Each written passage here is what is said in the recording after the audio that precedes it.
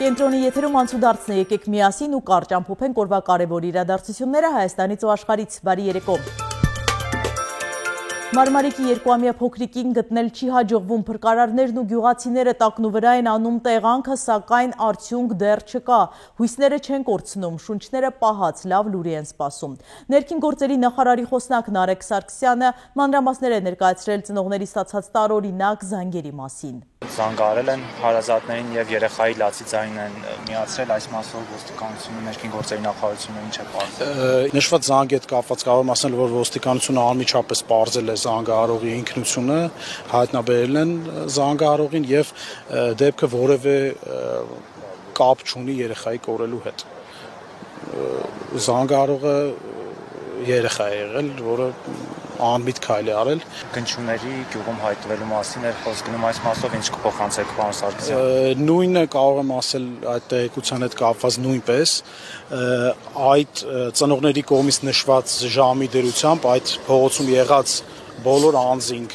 բոլոր մեքենաները ստուգվել են եւ այս պայծառությամբ կարող եմ ասել, որ հիմնական վարկածը շարունակում է մնալ գետը, որ երեխան գետն է ընկել։ Այն հավանական, անհավանական տեղերը, բոլոր տեղերը փորձ ենք անում, աշխատում ենք, փոքր կոշիկ, շորի, կտորի, ինչը զմալն է, ամեն ինչ փորձում ենք դուրս անել, փորձում ենք գտնել։ Ուղղակի շատ մեծ դժվարություն է, երբ որ մեր դուժած շատ փոքր է։ Բավականին բարդացնում է աշխատանքը։ Կոնկրետ ես այդտեղ արդեն երրորդ անգամ եմ նայել, թե ջրասուզական բալոններով, օդաբալոններով, թե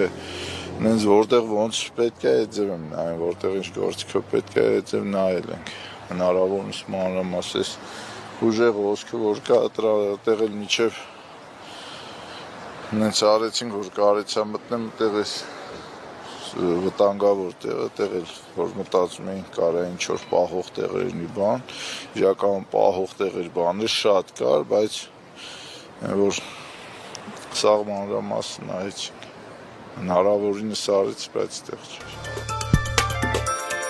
Այժմ մեկ այլ դեպքի մասին, որը տեղի է ունեցել ուժգին քամու հետևանքով, տանիքից պոկվել է թիթեղի մի կտոր եւ հարվածել այդ պահին Բաքվում գտնվող հղի կնոջը, վնասելով որովայնը 23-ամյա 36 շաբաթական հղին, որովայնի թափանցող վնասվածք պատրվածքով, սուր ցավերով ու արյունահոսությամբ մայիսի 11-ին տեղափոխվել է Էրեբունի ծննդատուն։ Բժշկական կենտրոն մտնելուց ընդամենը 7 րոպե անց սկսվել է վիրահատությունը։ Կատարվել է կեսարյան հատում, վերականգնվել է պատրված արգանդը, ծնվել է 2 կիլոգրամ 450 գրամ քաշով 48 սանտիմետր հասակով աղջիկ, ճակատի ձախ շրջանում 5 սանտիմետր երկարությամբ խորը վնասվածքով։ Վերքը կարելու նպատակով նորածինն անմիջապես տեղափոխվել է Սուրբ Աստվածամայր բժշկական կենտրոն։ Մոր եւ երեխայի վիճակը բժիշկները գնահատում են բավարար։ Մասնագետները համոզված են, որ կնոջ կյանքը փրկել է հղիությունը, դեռևս չծնված երեխան։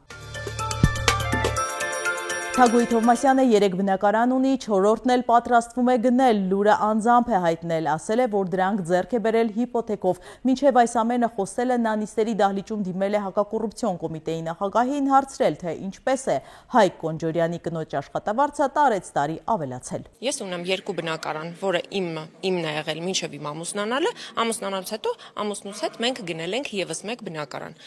Եվ առաջիկա 3-ն ունեմ։ Առաջիկայում պատրաստում եմ գնել 4-րդը Նարեկ ջան, եկամտահարկից օգտվելով, ինչպես բոլորը։ Եվ դա հատուկ Նիկոլ Փաշինյանը թող իմանա եւ իր թիմակիցները, որ 4-րդ բնականն եմ գնելու։ Պետք լինի 5-ն էլ կառնեմ, որովհետեւ ես իմ հայրենիքում եմ պատկերացնում հետագա կյանքը եւ ես ուզում եմ իմ երեխաները ունենան ապագա։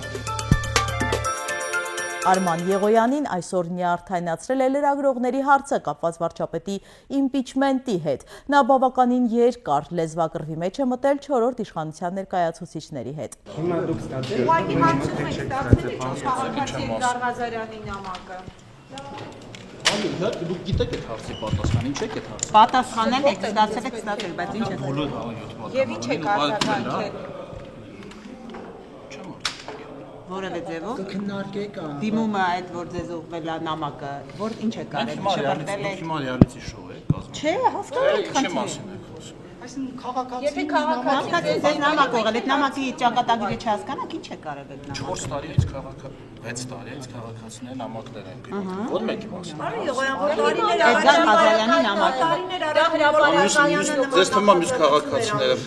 քաղաքացիները ավելի անկարևոր հարցեր են բարձրացնում։ Ոչ, պարզապես դա հրապարակային է։ Ոչ, պարզապես դա ձեր օրակարգում է այսօր։ Հրապարակային է եղել, մենք էլ հարց ենք ուղղում ձեզ։ Պարոն Եղոյան, երբ որ տարիներ առաջ Նիկոլ Փաշինյանը Ջան, ես չի որ այս թեմայից խոսակում, ուղղակի եթե շոուի կարիք ունեք, ինչպես։ Երբ որ տարիներ առաջ Նիկոլ Փաշինյանը նման նախաձեռնությամբ էր հանդես գալիս, չունենալով խորհրդարանական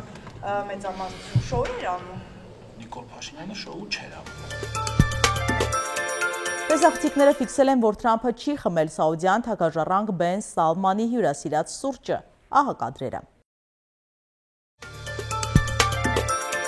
Հռոմի պապը կայցելի Թուրքիա, Պոնտիֆիկոսը կլինի Իզնիկ քաղաքում, որտեղ նշելու է Նիկիա առաջին տիեզերական ժողովի 1700-ամյակը։ Սա քրիստոնյաների կարևոր իրադարձություններից է։ Նիկիայի առաջին ժողովը գումարվել է 325-ին Հռոմի Կոստանդին առաջին կայսեր կողմից։ Առաջարկում է միասին թերթել մամուլի էջերը։ Փաստը գրում է Նիկոլ Փաշինյանը Մոսկվայից վերադարձել է չափազանց վատ տրամադրությամբ եւ ավելի ամրացած գիտակցությամբ, որ 2 լարի վրա խաղալու իր ցանկությունը տապալված է։ Նրա ներքին լարվածությունն ավելի աճել, երբ արդեն Հայաստանում տեղեկություններ է ստացել սեփական կուսակցության վերնախավի շարքերում ճղաձգումների, լարվածության, ապագայի հետ կապված անվստահության վերաբերյալ, ինչպես նաեւ Ռուսաստանի հետ կապված որոշակի բիզնես շրջանակներում տարածվող տեղեկությունների մասին, որ վարչապետի մոսկովյան այցն անարդյունավետ է եղել։ Թերթի աղբյուրի փոխանցման որպես սեփական շարքերում ապատիկ մթնոլորտի լիցքատապման գործիք որոշվել է կազմակերպել հերթական մասկի շոուն, որի թիրախում են լինելու ընդդիմությանը հարող բիզնեսմենները։ Ըստ մեր զրուցակցի կազմված է անձանց համապատասխան ցանկ, եւ ուժայիններին հանձնարարվել է մոտ օրերի ընթացքում մարդկանց փռել ասֆալտին, ձերբակալել, ընդգծված նվաստացուցիչ ձևով նկարահանել, տարածել մասկի շոուն ապահովելու համար հանրային լայն արձագանք։ Ավելին, դրա համար որոշվել է ներգրավել իշխանությանը սպասարկող հնարավոր բոլոր հարթակները։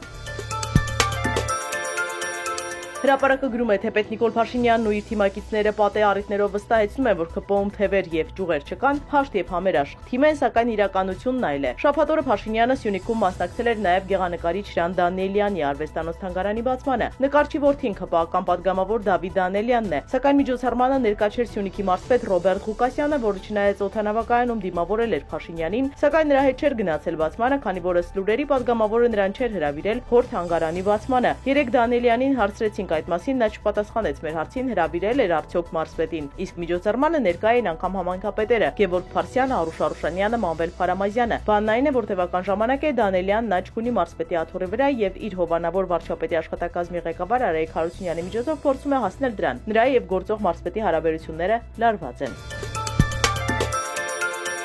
Նույն աղբյուրը գրում է Նիկոլ Փաշինյանին իմպիչմենտ հայտնելու առաջարկով խորհրդարանի 107 պատգամավորներին նամակներ հասցեագրած Էդգար Ղազարյանը երեկ տեղեկացրեց, որ ԿՊԱ-ական պատգամավորներից միայն 2-ն են իր նամակին պատասխանել՝ Վահագն Ալեքսանյանն ու Թագոյ Ղազարյանը։ Նշենք, որ որոշ պատգամավորներ պատռել են նամակները, օրինակ Արսեն Թորոսյանը ոտնահարելով ԱԺԿ օրենքը հրապարակայնորեն պատռել է քաղաքացու իրեն ուղղված դիմումը, փորձելով այդ կերպ հավատարմությունը ցուցադրել շեֆին։ Ոմանք էլ հարցազրույցներում են հայտնել, որ պատռել են, սակայն օրենքով սահմանված է, որ պատգամավորը պետք է իրեն ուղղված քաղաքացու նամակներին պատասխանի։ Քննարկման չեն արժանանում միայն այն դիմումները, որոնք անստորագիր են, մյուս դեպքերում օրենքը հստակ սահմանում է դիմումների քննության ընթացակարգը։ Ցավոք այդ ընթացակարգերը խախտելու դեպքում կանոնակարգը հստակ պատասխանատվություն չի սահմանում։ Թեպետ դա կարելի է դիտարկել որպես էթիկայի խախտում, քաղաքացու նկատմամբ անհարգալից վերաբերմունք։ Հրապարակը գրում է մայիսի 10-ին ավարտվեց բուհերի ընդունելության հայտարարագրման գործընթացը։ Ինչպես նախորդ տարիներին այս տարի եւս Ագրարային համալսարանում արձանագրվեց խայտառակ պատկեր։ Արդեն 2 տարի է ԿԳՄՍ նախարարը կրկնում է, թե ունի ագրարայինի փրկության ծրագիր գերակա ագրարային մասնագիտությունների համար բարձր կրթաթոշակ նշանակել։ Այս տարի 14 գերակա մասնագիտությունների գծով դիմել է ընդամենը 98 դիմորդ, եթե հաշվի առնենք վերջին տարիների դառնփորձը, որ դիմորդների շուրջ 70-ից 80%-ը չի հաղթահարում ընդունելության նվազագույն շեմը։ Նորից արձանագրվելու է անմխիթար պատկեր 20-ից 30 ուսանող։ Իդեպ այս վիճակն Ագրարայինում շարունակվում է սկսած 2021-ից։ Սլովակիայում ստեղծվել է 800,000 եվրո արժողությամբ թռչող մեքենա։ Aircar 2-ը բենզինով կարող է թռչել 250 կմ/ժ արագությամբ մինչև 1000 կմ։ Այն ավտոմեքենայից ինքնաթիռի է վերածվում 80 վայրկյանում։ Չինաստանում արշամունքների կռիվը խցանում է առաջացրել ճանապարհին, ահա կադրերը։ 当时说在会议上的路上会上赌博术打架，他真的遇到了2个赌博术打架。Հրապարակվել են Քաթարի թագավորական ընտանիքի VIP Boeing 747-8 ինքնաթիռի լուսանկարները։ Այս օդանավն առաջիկայում նվիրելու են Թրամփին, ինքնաթիռը, որ հայտնի է ներքին հարդարման շքեղությամբ, միջազգային մամուլում երբեմն անվանում են թռչող պալատ։ Տեսլայի Optimus ռոբոտը պարել է սովորել, տեսանյութը սոցիալական ցանցերում հրապարակել է Իլոն Մասկը։ Եվ եղանակ մայիսի 15-ին 16-ի գիշերը ժամանակ առ ժամանակ սպասվում է անձրև և ամպրոպ, 15-ին առանձին հատվածներում հորդառատ։ Մայիսի 16-ի ցերեկը 17-ին առանց ստեղումների եղանակ է, ջերմաստիճանը նվազում է 10-ին։ Սիրելի հետևորդներ, եկեք կատարենք մի քանի պարզ քայլ, մեր YouTube-յան ալիքը զարգացնելու համար ձեզանից մի քանի վայրկյան է պահանջվելու։ Հավանում եք այս հաղորդաշարը և բաժանորդագրվում։